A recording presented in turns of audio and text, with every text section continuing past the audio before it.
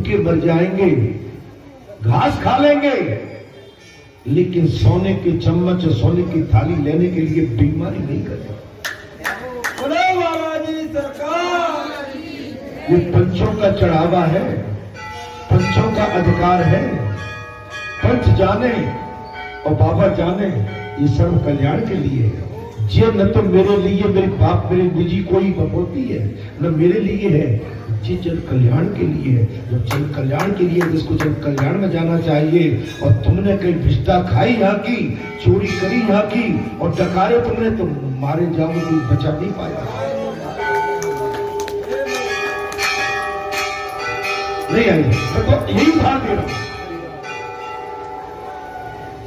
आप अच्छा इतना बड़ा काम किया अभी आपने, आप कहीं चंदा मांगने गए थे क्या?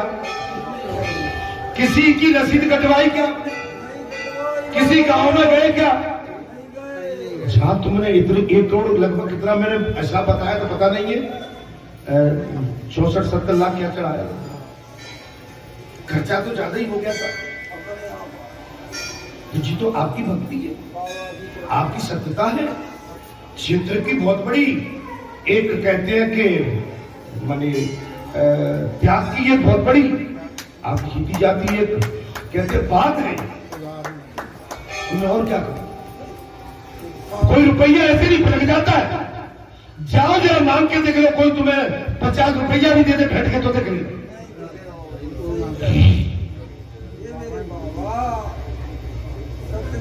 सत्य का जीव शरण में, अर्थात श्री कृष्ण ने कहा महाराज इतनी सारी सखियां में से बोले किसने मस्तक पर हाथ रख, बताओ। बस मैं थोड़ी देर में कथा को विराम दे रहा हूं, मुझे भी सुनना है, और 12:15 बज गए भाई।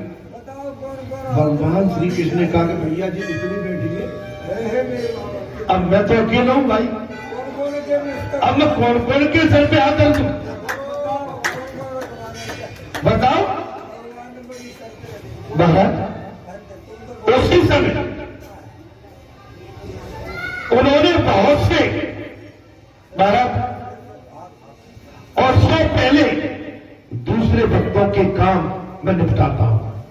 तो एक काम करना, तुमको अदर मात्र भगवान ही आनंद स्वरूप है, मात्र भगवान ही, और कोई दूसरा है। मनुष्य को हमेशा खुश रहना चाहिए, प्रसन्नता का देखो, जितने प्रसन्न रहोगे आपके अंदर एनर्जी आएगी, पॉजिटिव आपका अंदर से जो सब कुछ पॉजिटिव एक एक आपका रॉन्ग हो जाएगा। कब? चेहरे।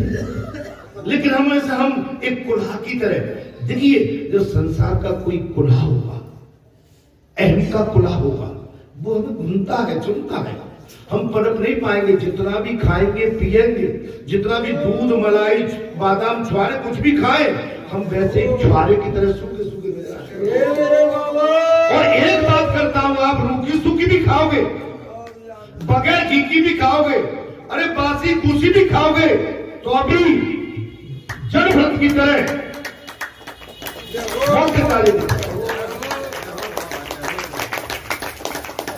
आदमी भोजन से मोटा नहीं होता है, आदमी अपनी मानवता, शिष्टाचार और भाव भक्ति और साधना और संयम और विवेक से मोटा है। समझ में आई मेरी? ये सारा विश्व तो दुख स्वरूप है। भगवान सुखदेव ने कह दिया ये सारा संसार तो दुख का डेरा है। आप इस संसार में सुख का चाहते हो, अरे सुख का स्थान यहां मिला है तो जहां तो आनंद ले लो, यहां सुख ले जाओ, तुम्हारे संसार के दुख मिट जाए।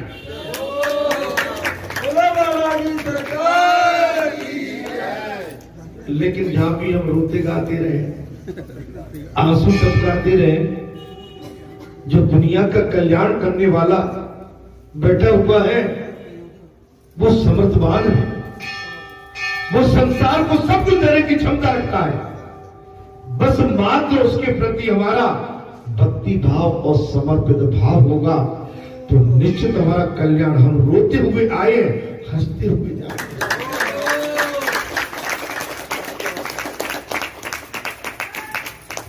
लेकिन लेने की क्षमता नहीं है। अमृत पीने की तो चेष्टा की, लेकिन अमृत पीना आया ही नहीं। गए थे अमृत पीने के लिए, दूध मलाई पीने के लिए, लेकिन जहां दूध मलाई अमृत के भंडार भरे हैं, वहां भी कोई एक पात्र जहर का भरा रखा था।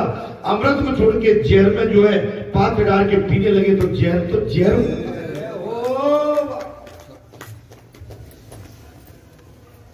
महाराज, अगर जहर पीना है तो भगवान शंकर बन जाओगे। अगर संसार का जहर ही पीना है तो इसके लिए भगवान शंकर बनना पड़ेगा। भगवान का भजन करो। और जहर को पीने के लिए एक ही मैं 2 शब्द दे रहा हूं, वो है रा और मां।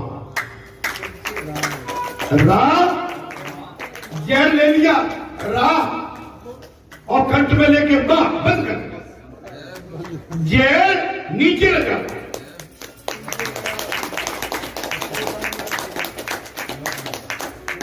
तो संसार में तो भाई महाराज जहर भरा हुआ है, अंधकार भरा हुआ है। गीता ने भी इस संसार को यही कह दिया है कि वियोग का अर्थ है विशिष्ट योग, बिछड़ने का। बहे रंग में वियोग और अंत रंग में संयोग, बहु रंग में वियोग।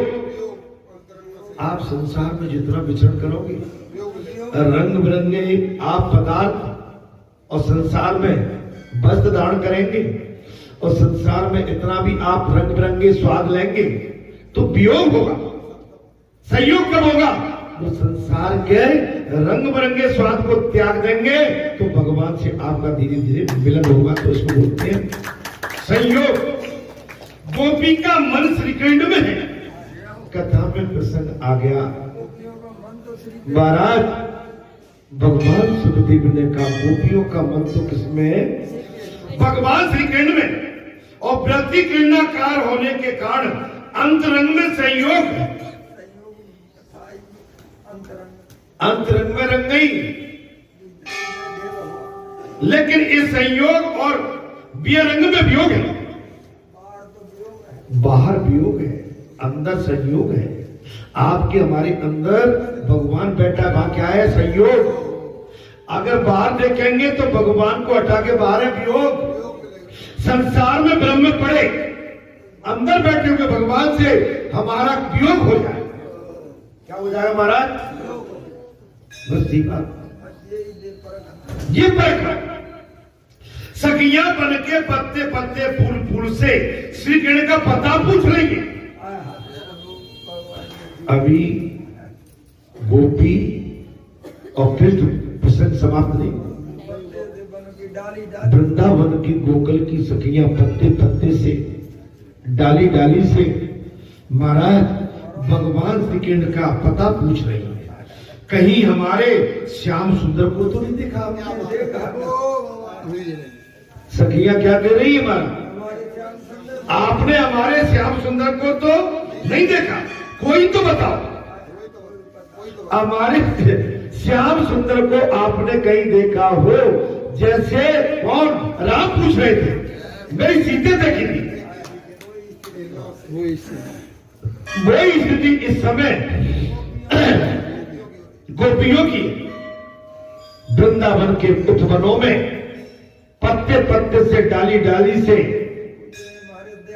सारी गोपिकाएं पूछ रही है, तुमने हमारे श्याम सुंदर को तो कहीं देखा? अगर देखा हो तो बताओ।